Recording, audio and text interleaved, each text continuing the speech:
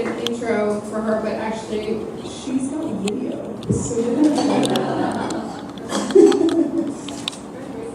It's a very recent video and a very impressive video. She's just come back from Europe, where she recently won an award, which we're going to see here.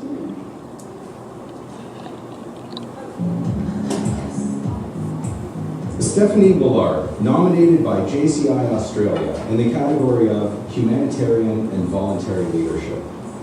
For her vision of creating a global network through education, skill training, and economic growth, Willard has been named the 2019 JCI 10 Outstanding Young Persons of the World honoree. After visiting Nepal at 22 years old, Willard was inspired by 7 disabled women who were making small soaps and candles in a tin shed. She noticed these women failing to make a living from their activities and was inspired to take action. Willard used her last $200 to invest in handicraft skill trainers for the women and used her expertise to create markets for them to be sold internationally.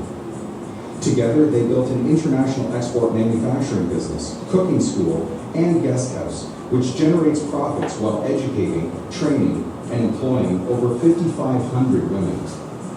Currently, the products being sold by 7 women include silk scarves, dressing gowns, knitted scarves, beanies, gloves, puppets, and even children's toys. The cooking school hosts international travelers on a daily basis who learn to cook from their 7 women staff. The 7 women headquarters also provides tours to international guests who want to take these skills back to their own countries. Outside of her work with 7 women, Willard has also developed a travel company that helps young active citizens make a sustainable impact while traveling around the world. This company concept challenges travelers to take a different perspective on the community they are exploring. Travelers involved with this program are given a more in-depth experience of the local peoples, culture, and community. Willard sees her travel company as a huge force for good that can enrich the lives of travelers and locals while encouraging them to develop grassroots change. She published From a Tin Shed to the United Nations, How Every One of Us Can Make a Difference in 2017, documenting all that she's learned from these impactful experiences. Her vision was to economically and socially empower Nepal's most vulnerable women through education, skill training, and economic growth. Willard is an example of creating a global network using positive change, a clear vision, and determination. Slightly impressive.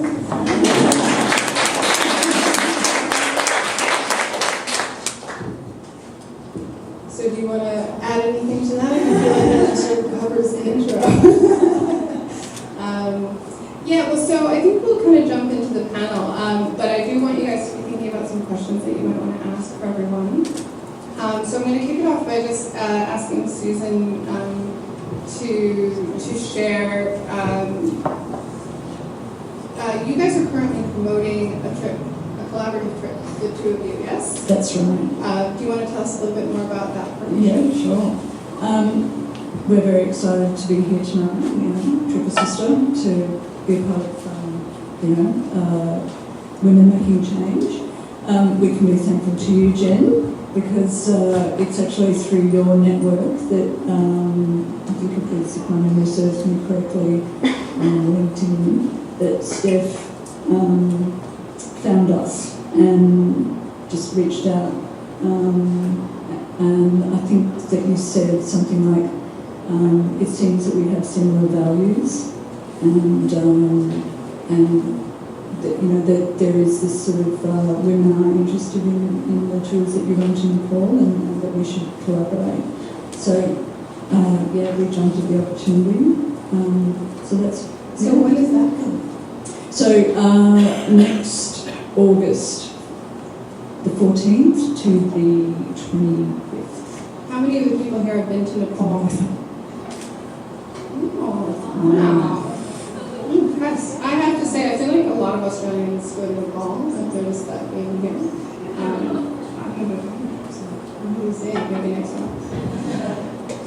So I'm actually going to kick this off with Phoebe. I'm going to ask you the big question. what is the mission of your business and why is it travel that you're using as a medium? So for us as an outbound tour operator, it's very much about making travel better for everyone. So not just for our travelers and our storytellers, providing them with a sustainable income, but also for our suppliers and local communities. So I think the community aspect is often maybe a bit neglected, and I think if you travel to a destination, the local communities get affected the most. So we are trying in our itineraries really to be mindful of local challenges and picking destinations that are ready for tourists and want to receive more tourism. Yeah. Add on to that? Oh, sure, the trip assisted version. Yeah. Well, our mission really is that we're creating a way for women travellers and female-focused tourism operators to find each other. Yeah. Since we've launched Trooper Sister, we've done some, deeper research, and there's been something like a 230% increase in the number of businesses that now address the travel needs of women. So it's actually a kind of very active space, and at the moment we're a directory, which means that we drive traffic to businesses that list with us, but our vision is to be a booking platform, and ultimately an app that will sit on your phone so that women travellers will have direct access to thousands of bookable tours, activities and events. Yeah, amazing. Well, and I think one of the things I learned at the Women in Travel Summit in Latvia was some of the work that Intrepid is actually doing is helping drive those kinds of numbers. So I think they had directions within the organization to use more female-led businesses in their travel products. But in Morocco, there were no female travel guides. So like you just couldn't hire them because they weren't licensed. And so Intrepid actually lobbied the government to open the test so that women could actually take that test. And so the argument, well, women don't want to take the test, that's why we don't offer it. So that was the classic line. And so, of course, the minute that the doors were opened, women started taking the test. So now you can actually book with female tour guides in Morocco, and that is thanks to a travel business that made that happen. So it was a very inspiring kind of indication of what a business can do when they put their values where their money is. Yeah. And so so you kind of took a different approach. You started a not-for-profit, and then you decided to launch a hands-on development travel business off that success, which is sort of the opposite of what a lot of enterprises do, right? Because you have a successful business and then start a not-for-profit.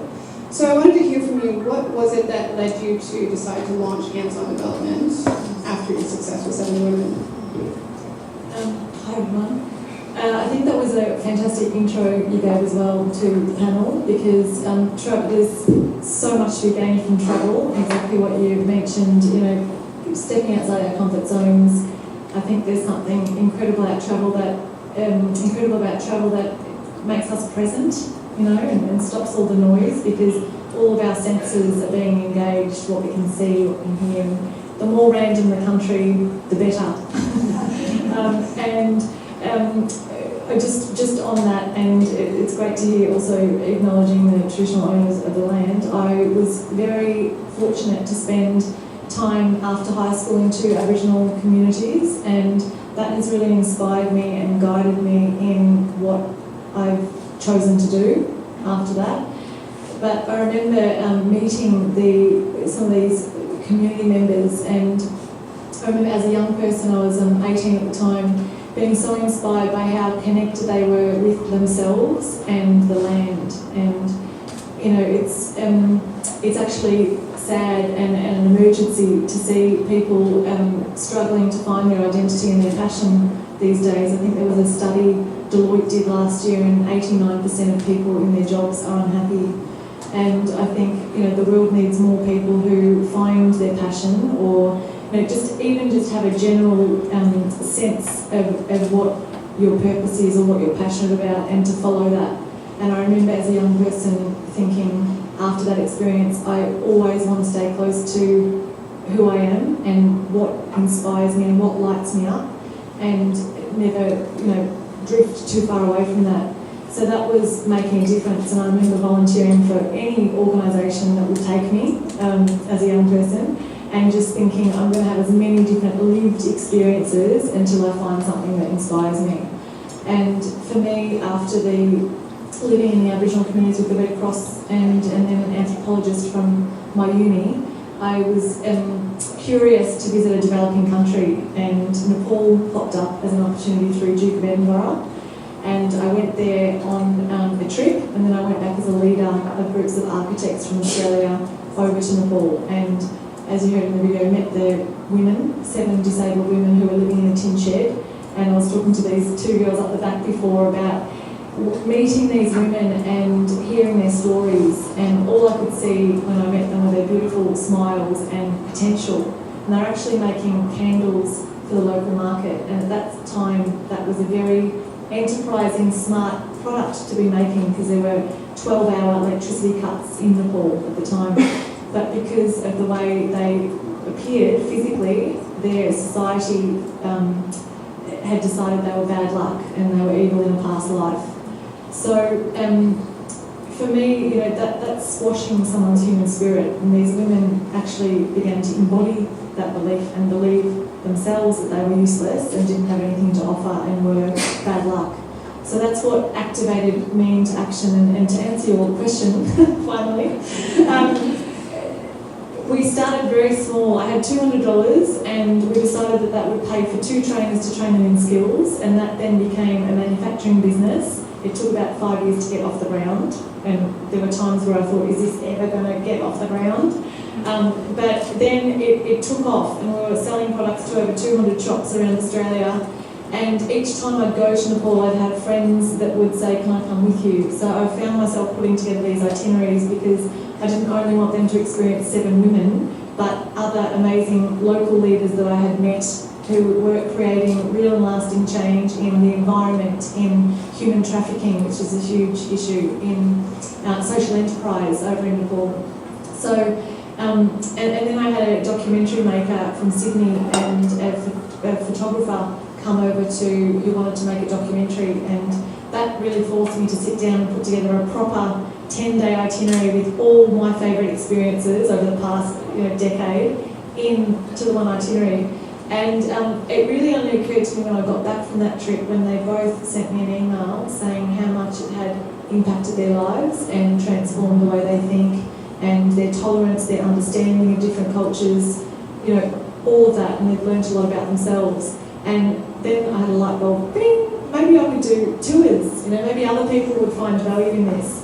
So I thought I'll run a pilot tour next year in Nepal. So I had kind of friends and family on that one. They all absolutely loved it, and then I decided to create hands-on development, which is now leading about 15 tours a year. And this last 12 months, we probably have capacity to run about 30 tours a year. So I've been reaching out to companies like Trip Sister whose values align to say, do you want to run a tour with us, and we'll collaborate on that, because there's nothing better than collaborating to grow the business. Beautiful. I'll make my next answer shorter. Alright. Well, we got until the sun goes down, right? So actually one thing I wanted to point out is that all of us, or I should say none of us, have a background in tourism, right? And so I think that's actually one of the really powerful things about travel, and something that I picked up on at the Women in Travel Summit, is that oftentimes travel is kind of a second career for people. It can be a passion of ours, or it accesses a passion, and it's not until we get to a certain point in our lives that we can kind of act on that. So I do hope to inspire some people to think about, in their career journey, whether or not travel is X for them. So I guess, actually one question I did have for you, Steph, would you call your trips volunteerism? Would you ever use that? That's a very interesting question. Our tours are not. Our tours are more cultural immersions. So we visit different organisations that are run by local leaders that are doing incredible things in Nepal. We visit Fred Hollow's Eye Hospital, who many of you would have heard of.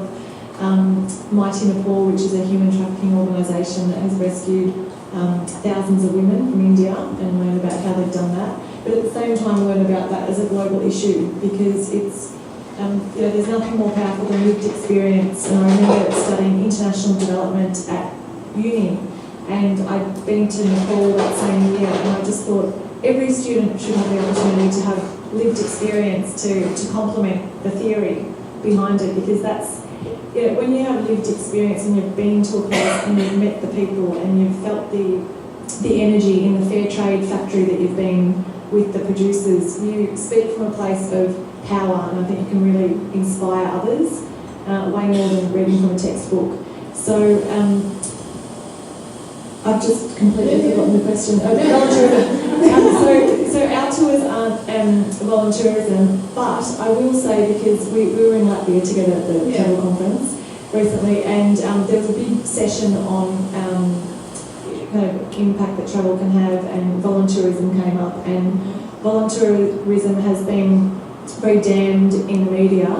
And I think, 7 Women has, we don't really take volunteers in Nepal, but there are situations where actually people come on our tours and they have an incredible skill that would really benefit us and the women at the time. Like, we're just opening a guest house, and there's a guy, a friend of mine, Reese, who's coming over, and he's worked in TAFEs for years, so he's going to help us connect with the TAFEs and create a training program. Intrepid's going to fund that. And, so that there are situations where actually volunteering is incredibly valuable, because, the Nepalese people that we work with, I don't have all the answers, so that collaboration is very valuable. But I think volunteerism is kind of talking about in terms of people going to orphanages and volunteering and things like that, and I understand that can be quite, if you're unskilled and you're in a place and it's not good for the volunteer, it's not good for the orphanage. But it was very interesting hearing that discussion in Latvia, because I think sometimes we can overthink things, and we partner with 5 different universities, so that uni students come over with us on the tours, and particularly the last few tours, it's like some of the students are scared to act, because they've kind of almost over-researched the topic, and they're scared to do anything because they don't want to offend the locals or do the wrong thing. And it's like, that's actually not what it's about. We need to, everyone's on a journey of learning. And I remember the first time I went to Nepal, I met this kid on the street, and he had a big bag, and that was 13 years ago. And the education and awareness at the time was, don't give people money, buy them stuff from the shop. So I took me into the shop, and I was 22 at the time. Took me into the shop and said he could buy some. I said, what do you want? And we bought some bread or whatever we bought.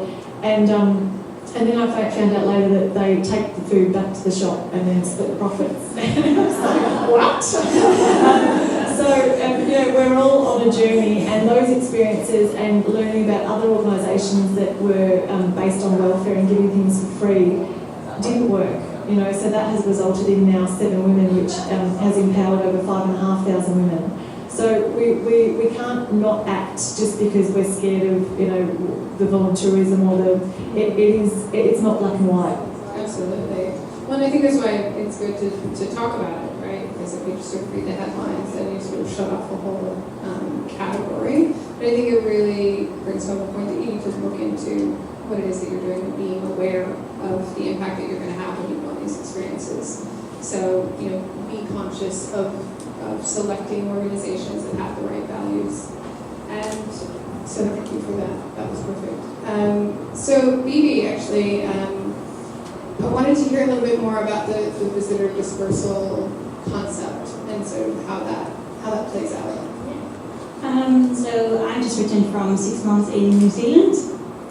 We spent time there to set up operations and to sell our travel packages there, and we work really closely with government and the tourism industry to see the local challenges. And New Zealand has a lot of challenges around visitor dispersal. So they have 4 destinations that get a lot of tourists at the same time during the year. So how can we play a role there? How can our itineraries force people to go to new destinations? And naively, I thought, we'll just get some tourists from Queenstown and spread them out evenly, and that will all just work out fine. Big learnings there, because there's a concept in New Zealand that's called destination readiness, and they're doing a lot of work around that. So which destinations are actually ready to receive more tourists? Because if you send 100 travellers to a village with one restaurant that closes at 5 p.m, they're not going to be very happy. So we really did a lot of work and research into understanding those local challenges and speaking closely with tourism boards and those communities to make sure that our itineraries can play a role there and how we can disperse travellers better in New Zealand. Yeah. Amazing.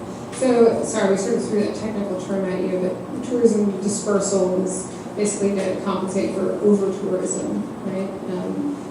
Because the internet is great and technology is amazing, so everyone wants to take that same exact shot in that same exact place, and so you just end up with too many people, and maybe Venice, sort of covered with people, right? So I think that's one of the great trends that's kind of emerging, and I think technology has created this problem, but it can also be used to solve this problem. So looking forward to seeing what Air Guides comes up with. So I wanted to give you guys a chance to ask some questions. Does anyone have a burning question for the group? Ooh, I have a hand in the back. Can we get that microphone? Could you get that microphone to Aaron? Oh, thank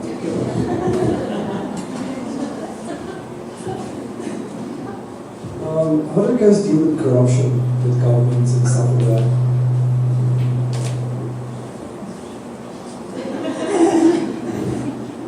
Yeah, let's talk about the corruption in New Zealand, shall we?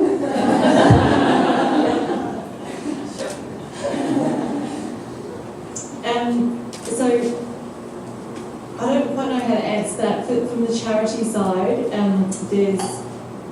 there's a lot of corruption. That's probably where the question's coming from. You actually look very familiar to me. I don't know where. When you asked that question, I got a flashback of my last trip in Nepal, and I visited the Nepali tourism minister.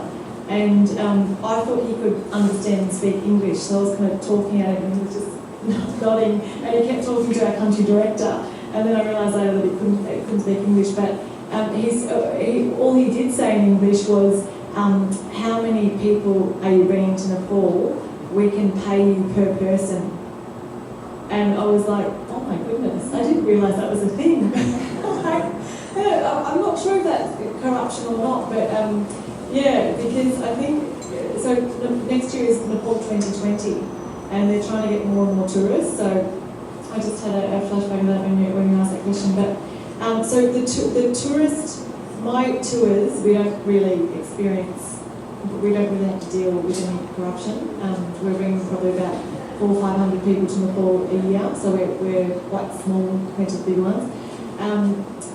But for the charity, it's charities in Nepal get a lot of auditing and visits from the Social Welfare Council, and there's a lot of bribes that are asked all along the way. When we work in 8 different remote village areas in Nepal, so when you work in a remote village in a certain area, you have to go through the local council, and sometimes that's an 8-hour bus ride and an 8-hour walk, and one of them is the village Batini, and our country director had to do that journey about 5 times, because every time she'd get there, they'd make a ridiculous comment like, you didn't do this mark on this page, go back to Kathmandu and do it and come back.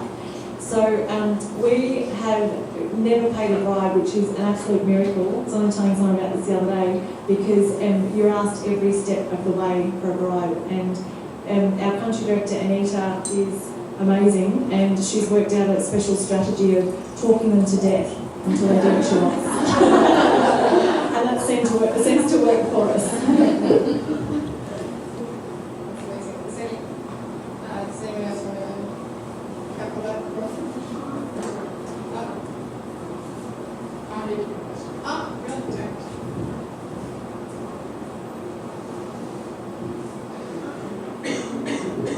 just wanted to know, how do you attract people to your trips? What are your methods that you use? How do you find the right people to go on your trips?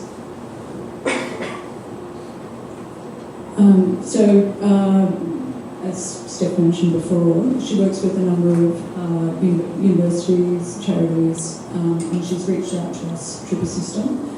So she's, she's approaching a number of avenues to kind of, reach your needs. And so, as I mentioned, Steph said that, that there's a sizable portion of women that are attracted to her tours. And so that's why she felt that it'd be good for us to collaborate. And we, Trip Assistant, we have a newsletter that goes directly to travellers who have signed up for that, and we also use social media channels as well. And part of the thing is often that these are kind of niche experiences, right? I suppose all of you maybe fall in that category, although Susan, your niche is half the population, right? So, but it is a funny thing because it is sometimes categorized that way. So I think that represents a challenge. I feel like for parents' question is how do you get attention when you're offering a niche travel products, right? How do you cut through the clutter of bigger travel stories? I mean, that's very much why we started Trip Assistant. Is that at the centre of our business is this mission to make visible women-led businesses, because it's interesting because there's a statistical study put out by the Australian government, and it has a snapshot of inbound. What does the inbound tourist look like? And it's a woman in a dress. And it's 54%. So there's this active kind of market that is still kind of viewed as a niche. So I guess that's at the centre of our business, is wanting to make visible these women-led businesses, because they're the kind of operators that are largely, unfortunately, ignored by the big players, and that and as we've been talking about, many of the women-led businesses that list with Trip Assistant also engage with women-led businesses on the ground to create these kind of unique, localised experiences. So. What do you find is typically different with those operators, and when they're creating experiences specifically for women? Are they all totally different, or are there some common threads between them? It's a tricky question, but for example, what we find is that, for example, women want to learn to surf, but they don't really want to be, they just want to be with their gal pals, fumbling around, and it's not too competitive, and not kind of, doing cutbacks after the, so there is this tendency to want to try activities, I guess, there's a different sort of mode of travel. And so, a lot of women, the kids have left home, or they don't actually want to travel with their family or their husband, or that they've got these particular niche sort of interests. They like want to go to Berlin to hear a particular kind of orchestral music, and that there's tours for that.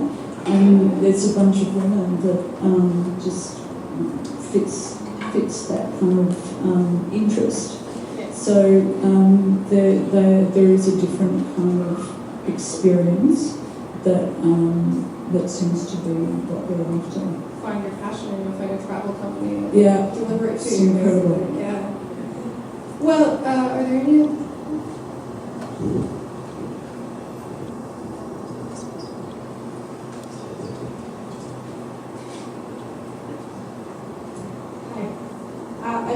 ask it for each of you. What has been your biggest challenge in scaling the business and how have you tackled it?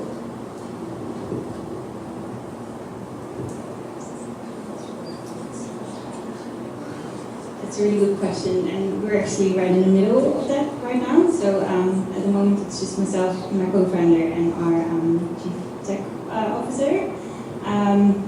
It's a lot of support that we give our travelers in New Zealand. So and we work with mostly local and independent suppliers, which is a lot of emails, it's a lot of manual work. So our biggest challenge will be how can we scale that? And we are looking at our next market, which is Japan. So I will get back to you in a few months and see how we tackle that.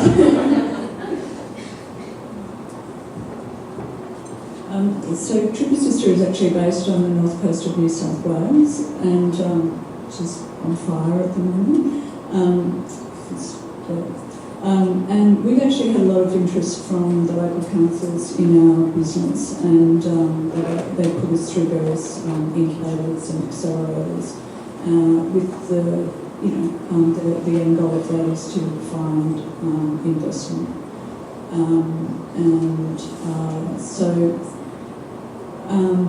We are self-funded at the moment, and there's the two of us, and we feel that that there's something about just having that kind of at the moment, just that control,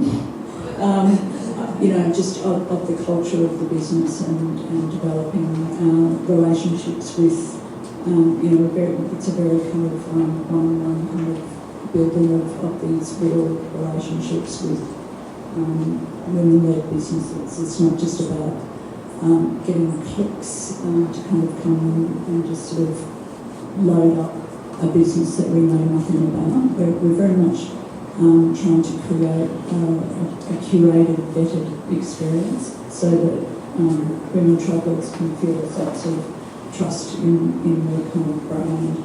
So, but for us to scale, ultimately it's going to mean investment, and tech fund would be nice. For me, and your last question, how do you find customers for the business? I think it's what every business looks for, especially when you wonder. And probably don't think I'm joking when I say this, but I have always had the ability to manifest, and we all do. And to put out there what we want, and to be absolutely certain that you kind of see it as done, see it as happening. And I've always done that, even with 7 Women. And I think the challenge is when you're living your path and your passion, you don't see the challenges as challenges. Okay, sometimes I might be like, can we fix this? But it's you're living your passion. So we had incredible challenges at the beginning. You can imagine working in a country like Nepal, huge obstacles to get over, but they didn't seem like challenges at the time. And I think when you're living your passion, that's how it occurs. And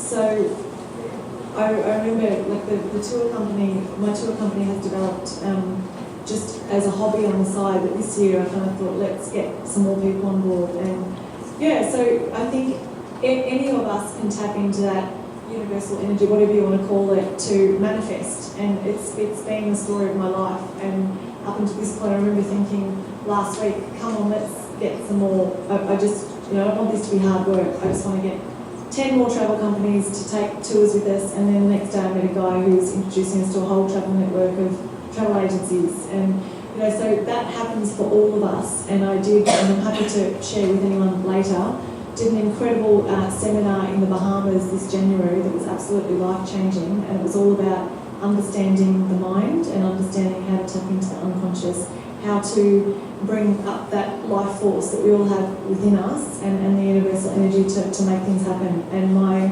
life has been absolutely rocket-fueled ever since, and that's available to all of us. So I think when you learn about that and you experience it, that lived experience, you know how to manifest, and ever since you see your path and you're very clear why you're here, what your purpose is, and you've got that clarity of mind.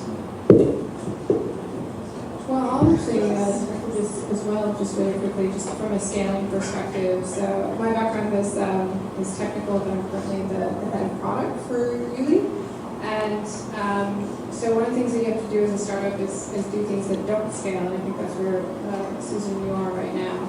It's just, and as well we just sort of, you just do what you need to do. And then you attract the people that will start to kind of help you. And you just keep taking those obstacles and turning them into opportunities, and just one step at a time. But I think sometimes if you think too hard about scaling, it can seem either too big, or you can put resources in the wrong place, trying to get there too fast. So we've definitely taken a much more of an incremental, sort of organic approach to scaling, so that we know where to put the resources. And the few times that we stretched a little bit too far in a particular direction that we weren't sure, we learned that lesson fast in terms of, oops, okay, we didn't have enough proof yet. We shouldn't have pushed that far in that direction yet. So a friend of mine at AWS said all the time, you don't have a scaling problem until you have a scaling problem. Don't design for it before you have it. That's a lesson that I definitely learned from. Another question?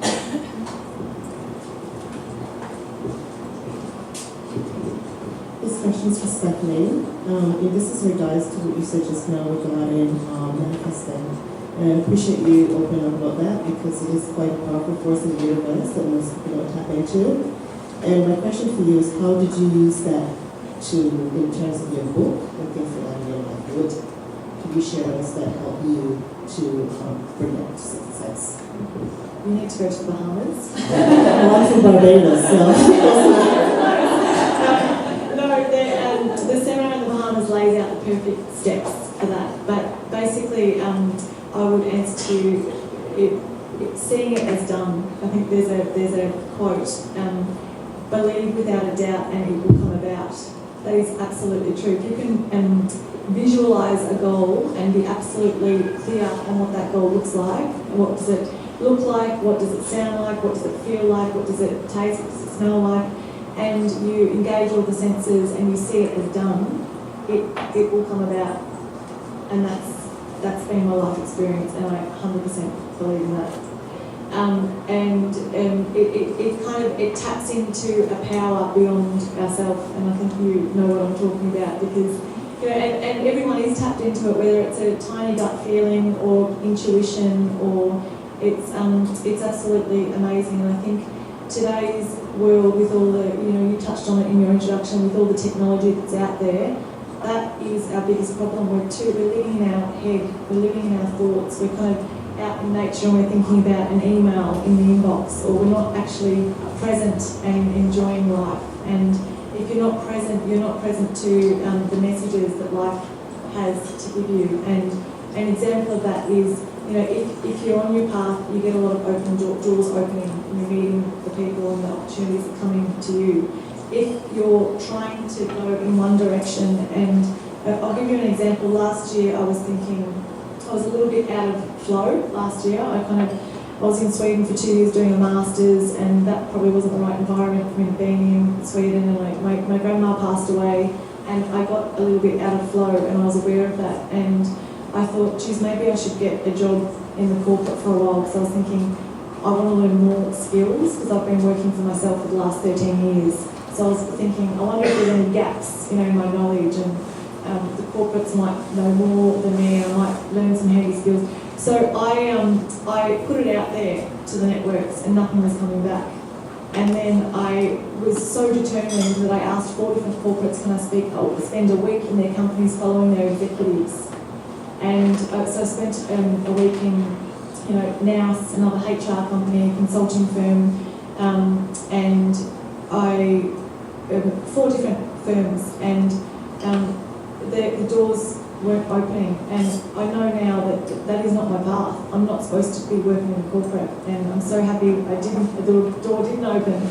But life guides you, so if you're not present and you're not aware of those messages, you're banging against a brick wall, and you're wondering why you're not getting anywhere, and you're frustrated. So go with the flow of life, because it is guiding you. And since the Bahamas, you can you do at the steps and I can see my path and I can see how opportunities are leading me on my path and I'm meeting the right people and you know, we all have examples of that in our life, whether we call it luck or by chance but it's actually life guiding us to our path and you know, if you don't know what your passion is yet, follow what lights you up and it will lead you there. Once you're on the path, it shows you the next step and you only need to take the next step. If you have a business idea and you're passionate and you've kind of been waiting for the right time, just try and take the first step and the next one will appear after that. So that's my belief in my lived experience. Absolutely. I think there's some more questions. Yes? In the back.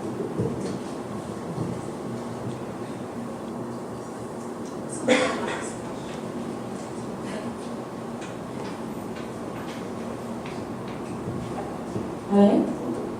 Alright. Thank you for all the discussions, they're really interesting. I definitely agree with this idea that travel, it really changes your, it changed my life and I'm sure for many people here it's the same. But I feel like it's now more impossible to ignore the environmental impact that travel has, and especially like aviation travel, so while it's amazing to be able to experience these different cultures, it is impossible to ignore that even if we're going mindfully and being, responsible while we're there, even just this flight is really not very good for the environment at all. So how can we balance this? Like how can we achieve all of the positive things that travel has brought, I'm sure, most people in this room, but with this kind of responsibility that we have to the earth as well?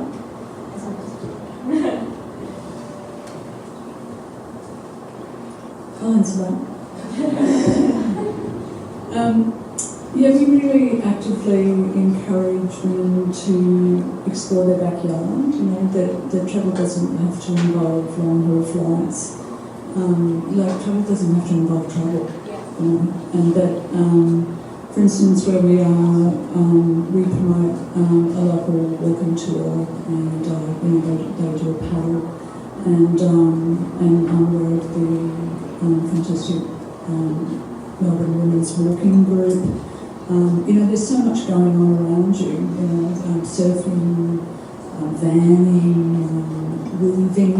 And I think that travel is very much about making connections with people, and it's about that kind of experience rather than the bucket list.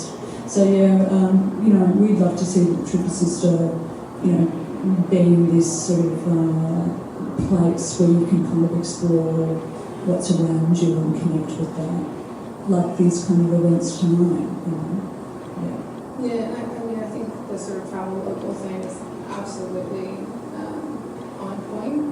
But I would also say something I heard from actually a climate activist, and she was given this challenge, like, would you fly? So I am not going to apologize for burning carbon to get us off of the carbon economy. It was actually the first time I heard somebody just own it and say, look, we are where we're at, and if the people that are fighting for change stay home because they don't want to burn carbon, well, we're not going to change this world, right?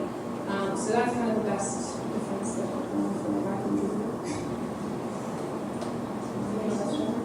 Yeah, well, it's a really hard one that I think about every day, how we can play our part there, and we picked New Zealand, which is unfortunately a destination that you're probably going to fly to, so how can we change that? So we're looking a lot at how we can offset that, and I know that's a bit of greenwashing there, but we can put money back into conservation efforts, and we are, where we see airnets, the future for us is very much about those local trips and train travel and looking at those more sustainable solutions. So it's a really hard one that we think about a lot.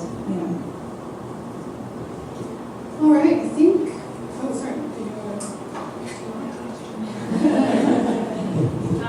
I think with our trips, so the flights, we need to fly to get to Nepal. So I think it's critical that people have the opportunity to see different countries. So until there's something else that's invented, it brings tolerance, brings understanding, it brings change.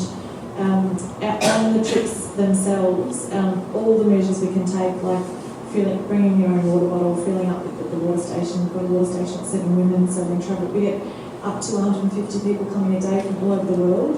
So rather than us providing water bottles, the water tank, and just in whatever way we can. And I think if everyone thought about that, what's practical, what can we implement immediately, let's do it. That's how we do it. What was our question? That was approved.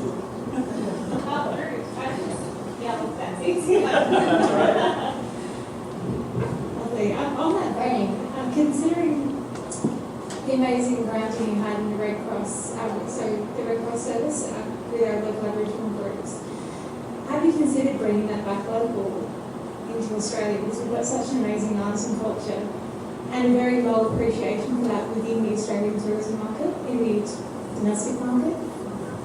I would absolutely love to run Aboriginal and Torres Strait Islander tours, and I've done that.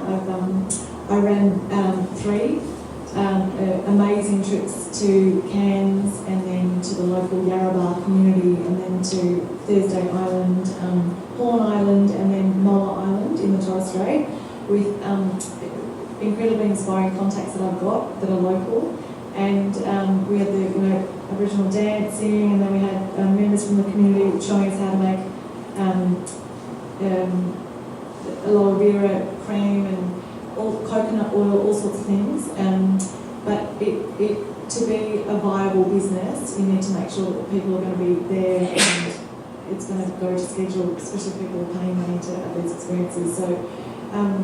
I thought I'll do 3 and I'll see if it works, and I'll see if the locals, it's viable for them and they really want it, and then I'll kind of make a call on it. And in the end, I didn't see that it was that particular trip. It's not to say that it won't be possible in the future, but I would absolutely love to do that, because we have so much to learn from our Aboriginal Australian heritage and the people that still live off the land up in northeast Arnhem Land, and incredible experiences that are available to people. But the relationships are absolutely critical, and the locals have got to want that and see a lot of value in that as well. Nice. I think there's a niche market opportunity there for someone here to make that happen. So we're just going to close this portion of it, and then we're going to move back to doing more networking and obviously connecting with the panelists. So I really hope you guys were inspired tonight, and often do your own either impact-driven travel as a traveler, or maybe even lead some people on a transformational experience yourself. Please find Impact Travel Melbourne on Facebook. We run a lot of events, and we're going to be doing a big one for Sustainable Living Festival in February. And if you do want to lead people on transformational journeys, please sign up for YouLi. It's free to try, and we scale with your business. And of course, these amazing women. Please, a round of applause for them.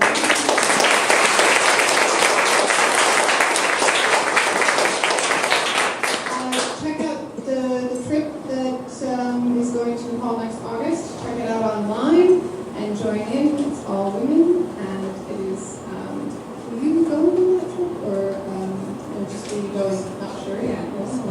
Can I just say, Jen runs an amazing business. We used to do all the admin for our, each individual traveller on our trips, and it's made our lives so much easier to have a platform like YouLi. She's always there to answer any questions or any glitches, and I really admire the way you've developed the product, because it's very, she's got a few people on board and asking for feedback and tweaking things, and so it's a product that is incredible for anyone that wants to start a travel company or already has one, to run trips through the platform, because you literally just add the person's email, and then they have everything there on the platform. They get reminders of payment, and you don't want to be personally chasing people up for payment if you're running a tour. So it's fantastic, and a great selection of people tonight, because this is a great example of collaboration. I've got a tour company, I'm using your platform.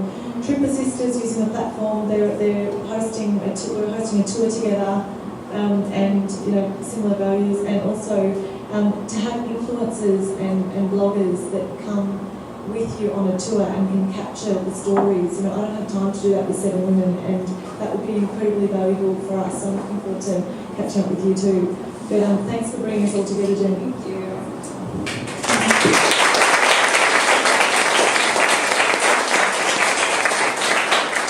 Obviously, I hope that you all do get super inspired to go on your next trip, but if you do want to have impact and you can't leave, then I encourage you to have your impact here. We actually have Veronica Sherman, who is here as well with her products. Oh, yes. We've got trees and monkeys, so you put them together. So we're just going to have Veronica tell her story. We're just going to put you on the spot right here. Yeah, that's fine. I was just thinking about being out of your comfort zone when you travel, and I don't need to travel for that. I just need to drive in Melbourne at 5 o'clock out of my comfort zone instantly. And yes, that's all I needed. I don't have to go overseas anymore. If you didn't notice my beautiful display over here, which I thought I was going to have a big table and I have a small table. So basically, I have a small project in Cambodia where we teach marginalised women how to knit in crochet, also weaving, but I didn't bring my weaving stuff. At the heart of it, it's when we give charity or aid, it's not sustainable and it's not respectful. When we can actually do trade instead of aid, when we can create employment for women, it's the most long-term thing that we can do.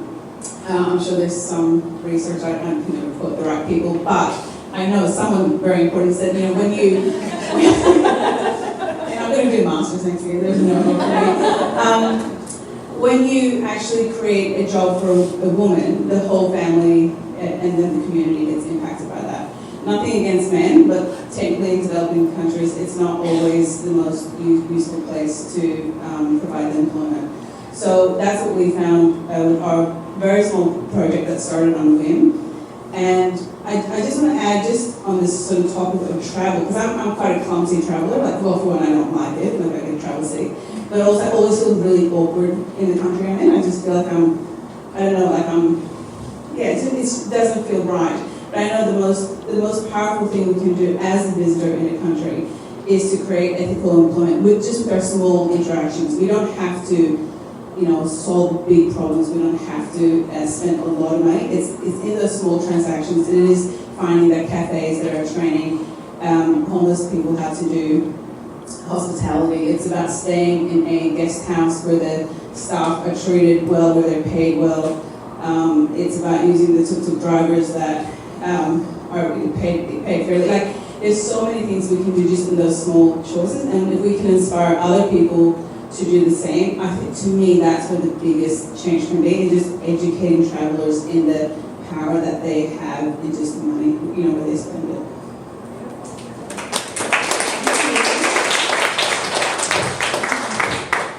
And we also have, Steph, do you want to talk about your trees? Talk about my trees. So these are made by the women in Nepal. We have a manufacturing business, a cooking school and a guest house. So all of those platforms train women in skills and create employment pathways. So these Christmas trees are $75 for the big ones and $35 for the small ones. And I've got a few copies of my book also at the back, and 100% of the profits go into our scholarship program in remote village areas. Amazing. All right, guys. Thank you so much. There's still a little bit of wine left and a few little nibbles. Please connect with our panelists. Thank you, guys.